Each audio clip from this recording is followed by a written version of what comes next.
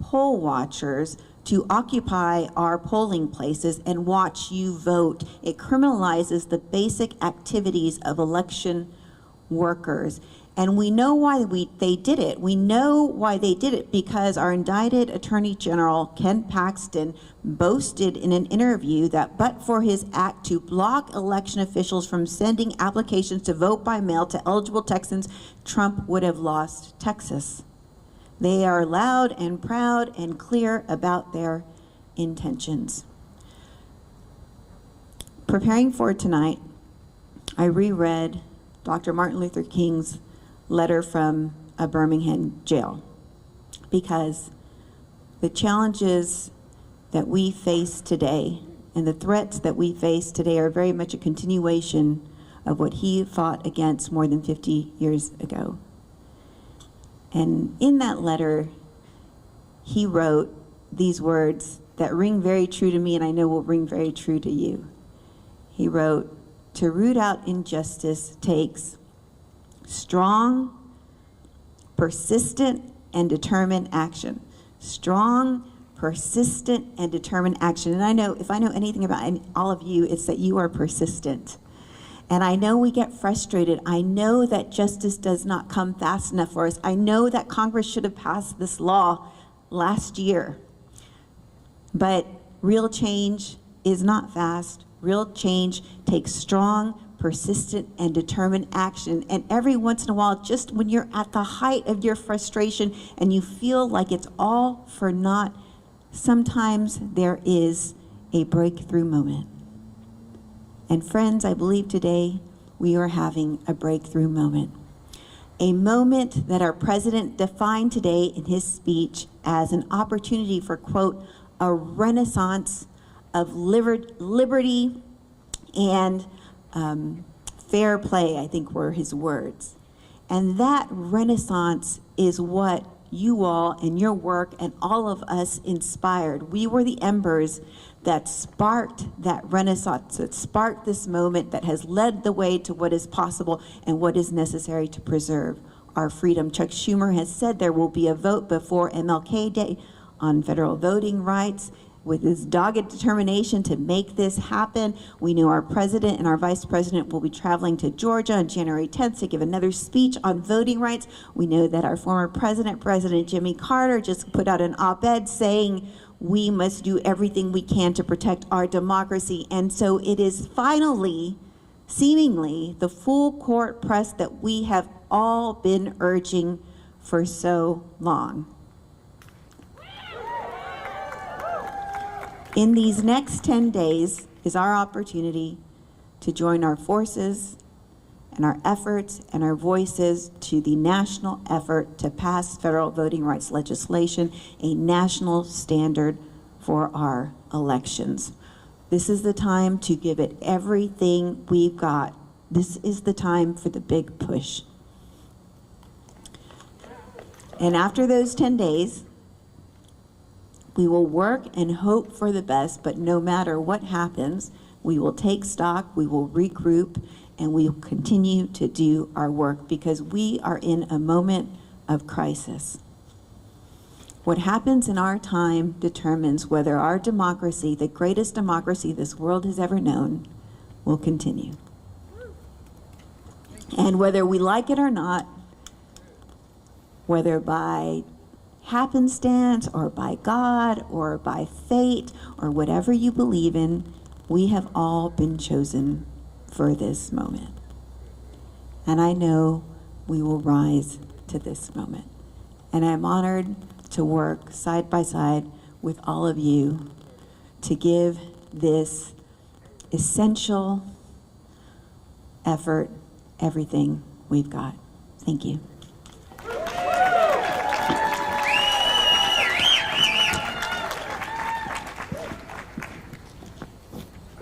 Hello, my name's Ted Clamp. I get the one. Yeah, okay. I get the honor of introducing Representative Doggett.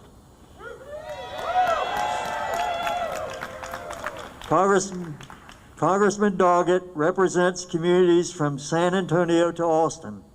He serves as the chairman of the Health Subcommittee of the House Ways and Means Committee, the oldest committee of the United States Congress. Representative Doggett is also a member of the Ways and Means Select Revenue Measures Subcommittee.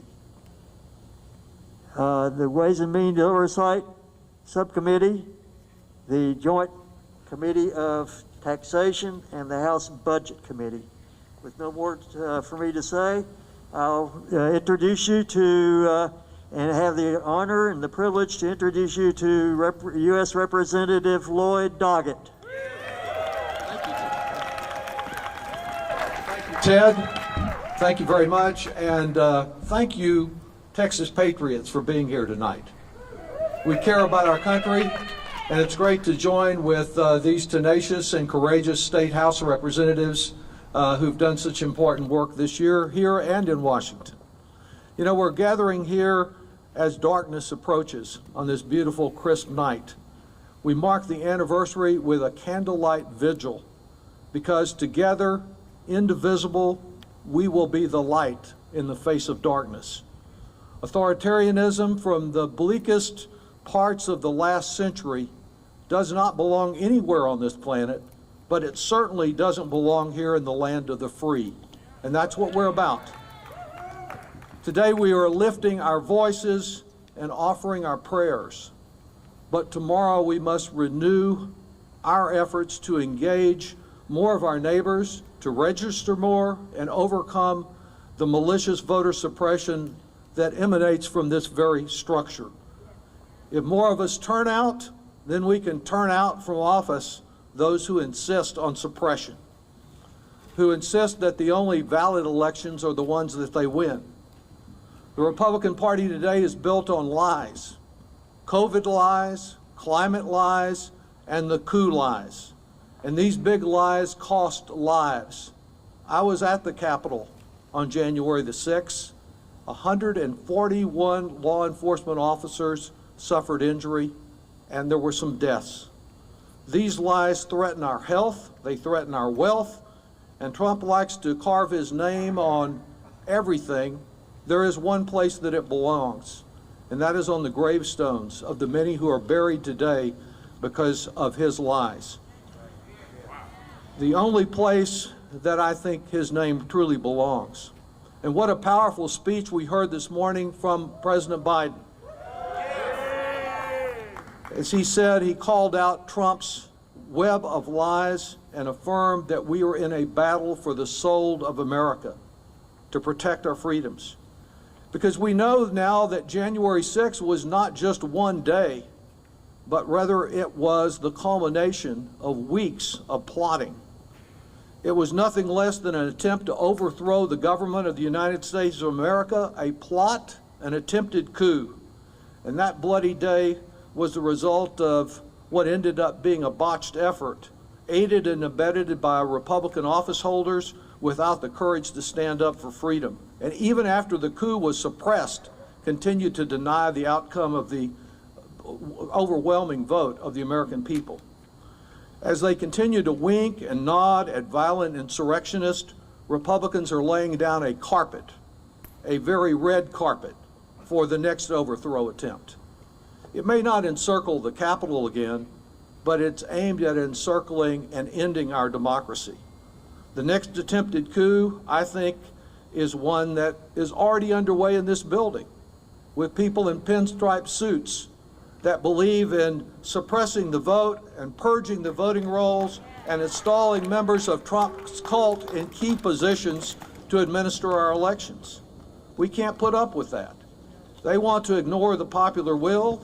They want to expand across the country the same kind of wrongs that Greg Abbott has imposed here in Texas. Our mission is an urgent mission. We must safeguard our democracy from those who've given up on democracy in favor of autocracy. We've got to end the Republican filibuster, enact the voting rights legislation named for my dear friend and desk mate John Lewis, The John Lewis Voting Rights Act, together with the Freedom to Vote Act, this is legislation that is designed to ensure that every American can cast their vote, and then they know their vote will be counted and honored. So we begin now by insisting that this legislation move forward, but also with a recognition that whatever happens in Washington, we each individually have a responsibility to register and turn out every voter possible, and to do it early as possible. We must install overall some national guardrails on our democracy before it permanently goes off the rails. Peacefully protecting our democracy is demanding, but it's worth the effort. Let us never give up and never give in, and together let's use every nonviolent means that we can possibly use to bring about the change that we know this state and this nation so desperately need. Thank you very much. Thank you.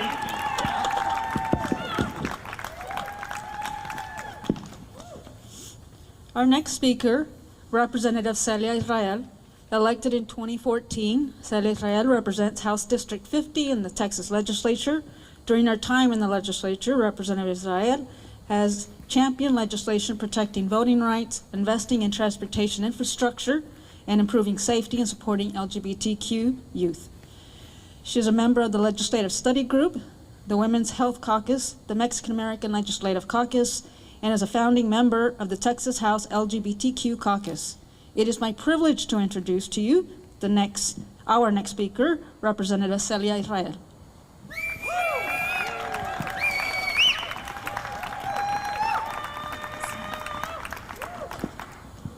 Thank you all very much. I'm not sure what to say, but I am remembering that what Rep. Goodwin and Hinojosa and I experienced last year was a legacy. You know, whatever we do in the community, whether it's public service or community activism, you want to look back and say, I did that. I helped make that happen. And I can't tell you how proud we were to stand up for Texas and say, enough. Enough is enough.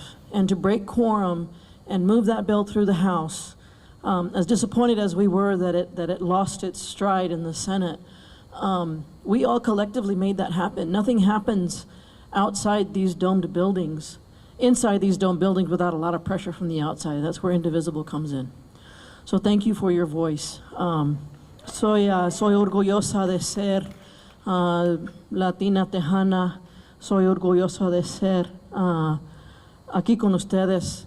No hay nada más importante en esta comunidad, en este tiempo, que el derecho de votar.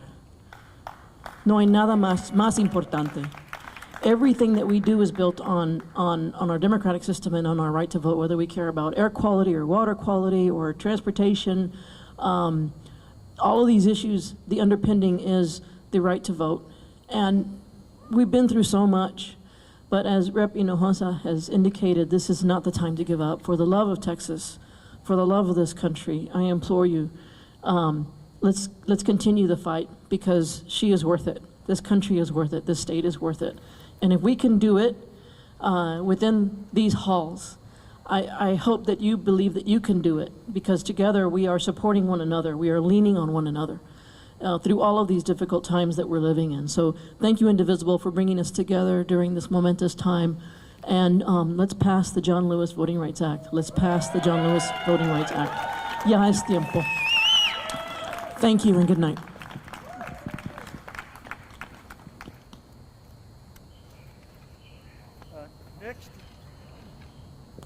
Next we'll have Ash Hall speak.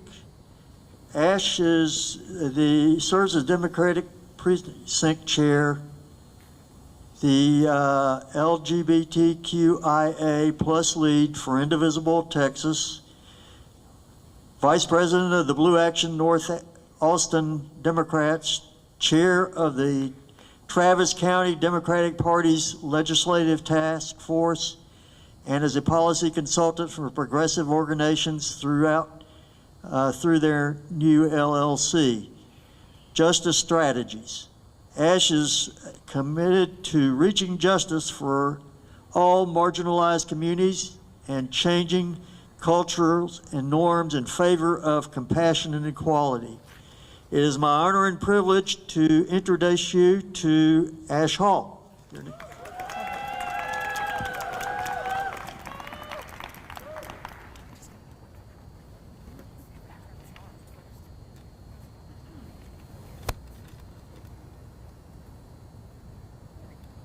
Awesome. Thanks for that lovely introduction. So today is the anniversary of an attack on our democracy, not simply because we saw people climbing into a building that symbolizes a lot for all of us, but because these insurrectionists sought to stop the functioning of our democracy, to stop counting votes, to stop the peaceful transition of power, and in some extreme cases, to end the lives of those that we ourselves elected to represent our interests. At the time, as we looked on in horror, I think many of us had this best case scenario hope that this would mark a violent ending to what was ultimately a very violent presidency.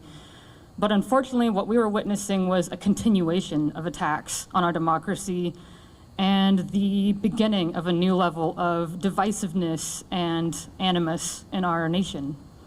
Even now, there are people who deny that anything wrong happened that day. There are people who genuinely believe the 2020 election was stolen, and there are plenty of people who are content to sit back and stoke the flames of these lies.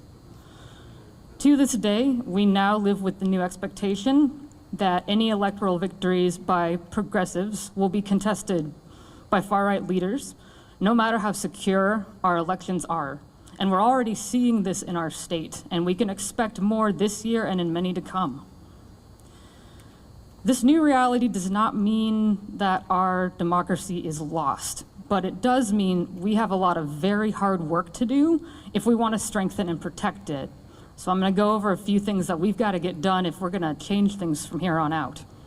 First of all, as has been said before, we need to push Congress to pass the Freedom to Vote Act and the John Lewis Voting Rights Act. We need to vote out the state legislators who passed the anti-voter SB 1 into law and the state leaders who continue to undermine our election results. We need to make sure that our neighbors know our newer election laws from SB 1 so that they aren't jailed for innocent voting mistakes like Crystal Mason in North Texas. Those of us in Travis County who can count on pro-voter candidates to win in our area, we need to assist pro-voter candidates in areas with less resources for these candidates. And for all of us, we need to recognize that as much as January 6th was about attacking our democracy, behind that attack was a group of people who were threatened by a government that was less willing to idolize their whiteness and their maleness. Much of our work lies in anti-racism efforts, including making sure that our schools teach the truth about our history and the legacy that we've inherited, because a healthy democracy requires an informed electorate. This work is going to be very difficult, I will not lie to you, and it's probably going to take a long time, and we're going to probably have a few losses before we see a longer victory. But I feel more resolve and more comfort in knowing that we are in this together and that we all have something to contribute to this particular movement. And so I thank you for being here today to mark this day with us and to recommit to defending our democracy. Please be safe, be well, and thank you again for your dedication to keeping our democracy strong.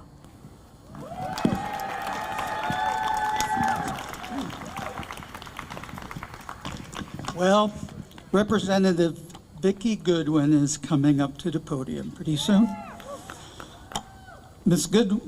Representative Goodwin represents Texas House District 47 in Western and South Travis County. She has really been involved in community work here in Texas, helping schools, helping homeowner associations, helping Habitat for Humanity. Just a tiny bit of the things she's done has just been amazing for the community. It's wealth. And by the way, I think you all know those people who broke quorum. That's Representative Goodwin. Representative Goodwin.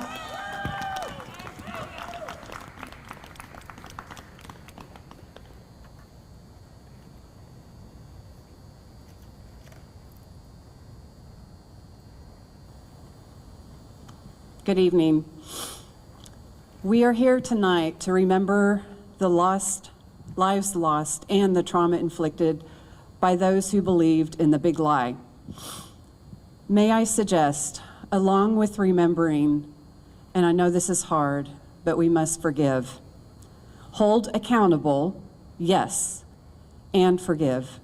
This is important because if we can't forgive, we continue to hold anger and hatred inside of us. And that's what drove the insurgency, a hatred burning inside those people. When we lose faith in the virtues of others and lose trust in sacred institutions, we risk devolving into anarchy. How do we build trust? That's what we must figure out. 1 year ago today, we almost went off the cliff. But we were pulled back by a force that is greater than Trump and his followers. We must believe that while we nearly went over that cliff into chaos, we came back and triumphed by certifying the election results and by starting the process of holding the rioters accountable. We must not forget what happened, but we must continue the process of healing and moving forward. Here we are in 2022. It's time to move forward and find our footing in this new world.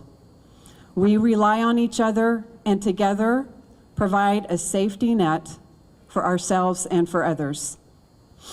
Kindness pays off and costs us nothing.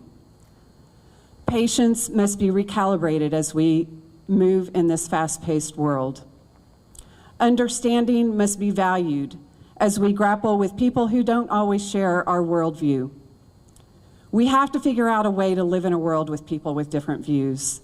We must acknowledge and forgive and bridge the divide. I wasn't in DC on January 6th, but even here in Texas, the world was several degrees more chaotic. The Texas Capitol was full of DPS troopers armed to the hilt to ensure a copycat didn't try something in our building. The shock and dismay sank in even as we were numb from months of isolation and COVID protocols. What we need to remind our fellow Texans is the Trump party is the party of deception and denial, and our Democratic Party is the party of healing and inclusion. What we must do is work to build back trust in government and trust in the people who run elections. We need each and every one of you here today to do more than ever before to participate in and help save our democracy. The steps are simple, but take time and energy. We must first register people throughout Texas to vote. Second, educate voters on candidates up and down the ballot. Third, encourage people to vote in every election, including primaries. Fourth, inspire people to run for office or to work on a campaign. 5, find people to work as election judges, poll workers, and poll watchers. A friend told me a story of his efforts to register people to vote. He has gone door to door. He's stayed at gas stations talking to people as they pump their gas, has gone to picnics and festivals, and has spent many hours a week talking to and encouraging his community to register to vote. He lives in a rural area where trust in government is low. His story and his efforts are what inspire me to do more. Another person who inspires me is Crystal Mason, a woman who was arrested for attempting to vote while on probation.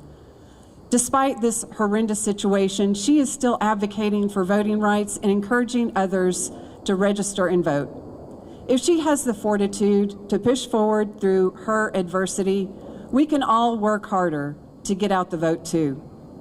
Our democracy is worth every bit of work we put into it, and it's up to us to save our fragile democracy. Thank you.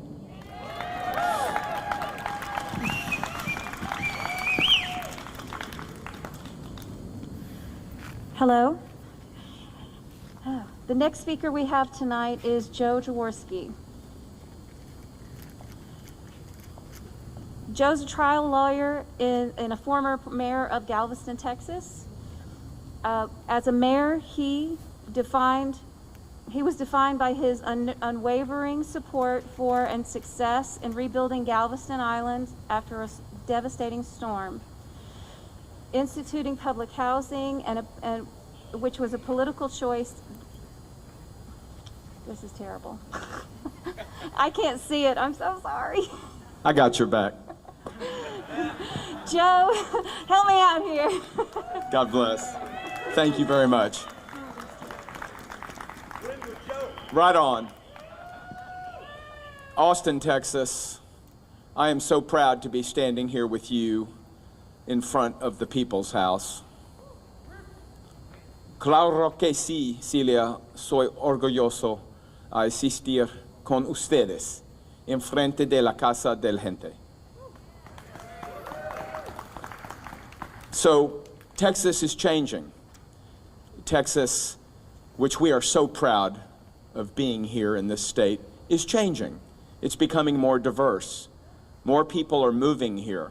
It's a wonderful thing. We have always been a braggart state, and it's okay to do that because there's a lot of things to be proud about. I'm running for office, and I know that we're not here to campaign tonight. We're here to reflect on the anniversary of a very dark moment in American democracy. But I want you to know I am running for Texas Attorney General. And so to be fair, I'm standing here on behalf of all my colleagues running in the Democratic primary.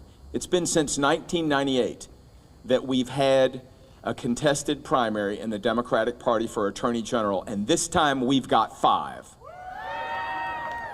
So I'm here for all of them, including myself. I spoke to a friend of mine, Tommy, who told me when I was asking him to support my campaign, he shared that for the first time in his life, he has felt embarrassed to say that he's from Texas. I couldn't believe my ears. But what he was talking about was the abandonment of the rule of law of our sitting Attorney General, the abandonment of proper values to support our National Guard when they are being forced into a job that doesn't pay them an adequate wage, doesn't allow them health care, and has cost 4 suicides. It's shocking, all in the name of primary politics. And so when I reflected on Tommy's comment that he's never felt this way before about being a Texan, as I drove to Austin, I realized I was passing by the Texas State Cemetery on the way to the People's House here. And so, having arrived a little early, I dropped in to see some of the giants that made Texas what it is. There's no way you can do it all in 30 minutes, but that's what I had. But I paid my respects to Stephen F. Austin. I paid my respects to John Connolly, Bob Bullock, but also Barbara Jordan, but also Sarah Weddington. These are the giants who stood in our public institutions. You remember? You remember Barbara Jordan in Watergate? My belief in the Constitution is strong. And yet our Texas Attorney General, Mr. Paxton, filed a lawsuit for his new client, Donald Trump, which was laughed out of the Supreme Court, but that was the initiation of the big lie. It made it to the big house, the Supreme Court, and a month later, there Mr. Paxton was in Washington, D.C., with his stochastic remarks urging people to fight. And 4 hours later, the Capitol was breached. And in a decidedly un-Texan, cowardly fashion, when asked, well, look what you did. Your people breached the Capitol. He said, oh no, those weren't Trump people, that was Antifa. Absolutely embarrassing. So people wanted to see his texts and emails, since after all, your job's in Austin, Texas. What were you doing in DC that day? And he has steadfastly refused to turn that over, even though it's a public document. Ladies and gentlemen, don't feel embarrassed about being a Texan. Be proud that you're here today, because you are Texans. And so, what's the path forward when you have people like Ken Paxton who have decided to stab the people of Texas in the back and side up with Mr. Trump, his new client? What's the path forward? Elections? Absolutely. Aren't they making it harder for us to vote? They're trying. But I'm here to tell you that there is change in the air. 2022 is the year that we will elect a Democrat to the consequential office of Texas Attorney General. And when we do, here's something that we can do, because they haven't taken this one away yet. And I'm going to look to the youth tonight, and I know it's getting cold, but this ought to warm your heart. What if you had a Texas Attorney General who, instead of filing frivolous litigation in the Supreme Court to sue 4 other states for their elections, what if instead you had a Texas Attorney General who would send a letter every August to every principal in every high school, public, private, charter, religious, citing Texas law that was passed in the People's House, Election Code 13.046D, which says every principal will register twice a year every student who attains the age of 18. And it could be a nice letter.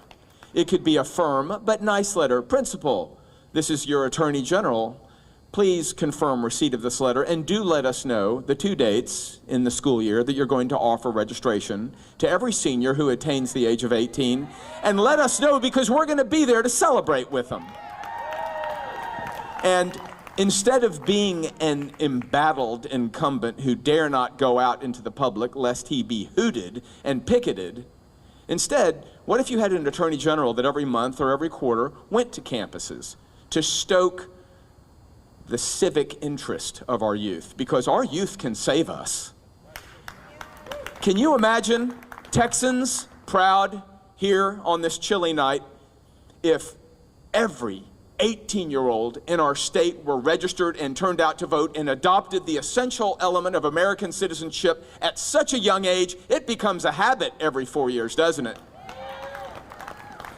And can you imagine if we can stoke the zeal at age 18 when it comes time to vote that our teenagers feel only 2 years earlier when it's time to get the driver's license?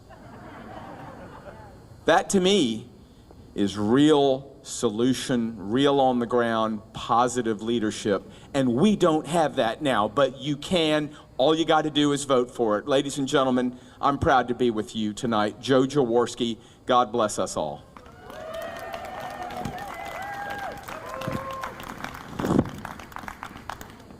All right, thank you. Next, we have Mark Trahan, who is Hays County Democratic Party Chair.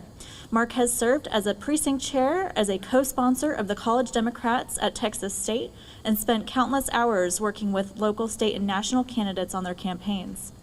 As a social worker by training and a faculty member at Texas State University with experience working in government and politics, his focus will be on expanding our purpose to elect Democrats while meeting the needs of our county party. With years of experience listening to others as a professional social worker, Mark is ready to be available to address our community and county party needs while developing a strategic plan for the organization. It is my privilege to introduce you to our next speaker, Mark Trahan.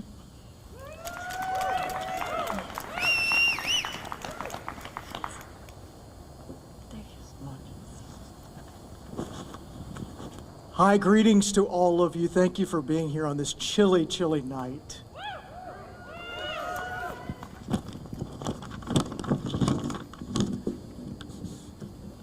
My name's Mark Trahan. I'm the chair of the Hays County Democratic Party, and I'm here tonight in solemn vigil with you, thinking about the loss of life on January 6th, and also those law enforcement officers that lost their life both during and after the event, acknowledging those invisible wounds to and grateful for those law enforcement officers. And I'm also here to do a little bit of rallying. Today, just like any other day in the recent history of America, people got up and worked. They had a meal. It seemed like a normal day, but it was not. Under the surface, in the cracks, a disease continued to grow unchecked, a disease that would plague each and every American if left to fester. That disease, an evil lie, has already infected our country, and over time, it has turned Americans against each other. The lie would change the way people viewed leaders and governance, and would produce hate and fear and turn people to darkness. A darkness that would incite a riot that would kill, a riot intended to overturn a free and fair election. Today, January 6th, marks the day 1 year ago that the insidious lie incited a coup to attempt to remove a democratically elected president from office. Most of us remember where we were. We recognize the importance of the moment, and we know the stakes. As more and more evidence surfaces of the calculated attempt to overturn the election, from a plan to overturn the vote to attempts to sow chaos, we see that January 6th was a specific and intentional attack on our government. Terrorism is the unlawful use of violence, particularly to civilians, to intimidate in the pursuit of political endeavor. The importance of this moment cannot be overstated. There was a plan, it was executed and intended to overturn an election. Even to this day, the lie continues to infect our country. State legislatures across the country, under leadership from those that espouse the same lies, are suppressing voting by passing voting restrictions, creating more challenges to people to access the ballot box, particularly those that live in marginalized and historically invisible communities, especially communities of color. The Reverend Martin Luther King Jr.'s words resonate with truth at moments like this, offering a wisdom that transcends race and ethnicity and economic status. I'm reminded of his dream. With Martin Luther King Jr. Day in our near future, the words of MLK highlight the importance of this moment. We have come to this hallowed spot to remind America of the fierce urgency of now. This is the time to engage in the luxury. This is not time to engage in the luxury of cooling off or to take the tranquilizing drug of gradualism. Now is the time to make real the promise of democracy. Now is the time to rise from the dark and desolate valley of segregation to the sunlit path of racial justice. Now is the time to lift our nation from the quicksand of racial injustice to the solid rock of brotherhood. Now is the time to make justice a reality to all of God's children. To me, the charge is clear. Now is the time to take immediate and urgent action to protect and defend the right to vote for every person regardless of race, ethnicity, gender, sexual orientation, gender identity, national origin, or physical activity, ability. Everyone deserves the right to access the ballot box, and we deserve to have that right because it is the basis of all other rights. We have the solution. The solution is the three for democracy. The three for democracy. The Freedom to Vote Act, which would restore fairness and integrity into our election system. The Protecting Our Democracy Act, which strengthens the guardrails of abuse of presidential power. The John Lewis Voting Rights Advancement Act to ensure that no voter is left out, turned away, or discriminated against. And finally, enact DC statehood, which allows residents of Washington, D.C. to have representation. But there is something we can do right here in Texas. We must register every person to vote. We must ensure that every registered voter can exercise that right to vote on election day. The deadline for voter registration for the primary is coming up. It's January 31st. We must remind and encourage our friends to vote.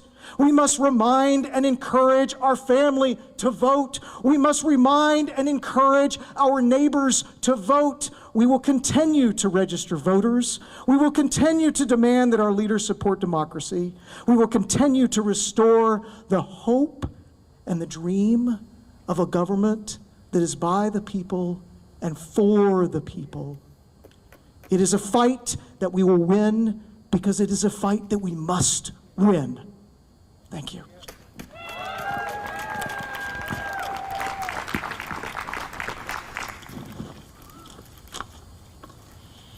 On January 6, 2021, GOP extremists denied Joe Biden's election victory, encouraged a deadly insurrection at the Capitol, and have continued to block progressive progress in Congress since then.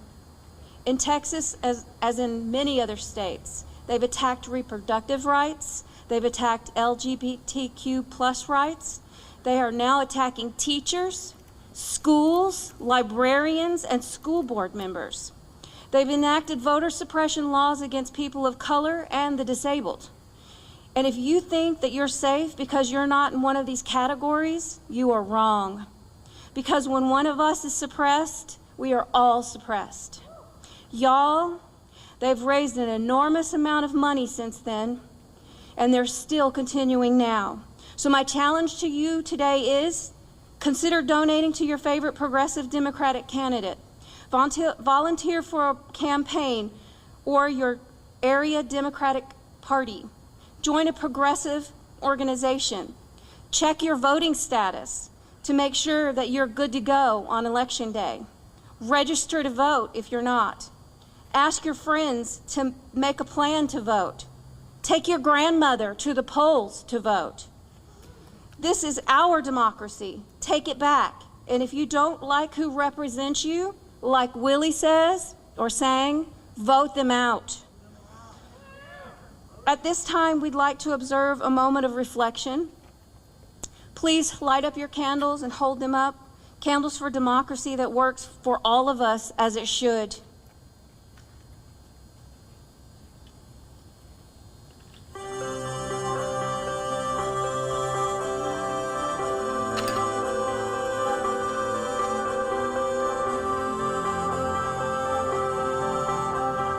There's a little flame inside us all. Some shine bright, some shine small. The rains will come and the waters rise, but don't you ever lose your light in this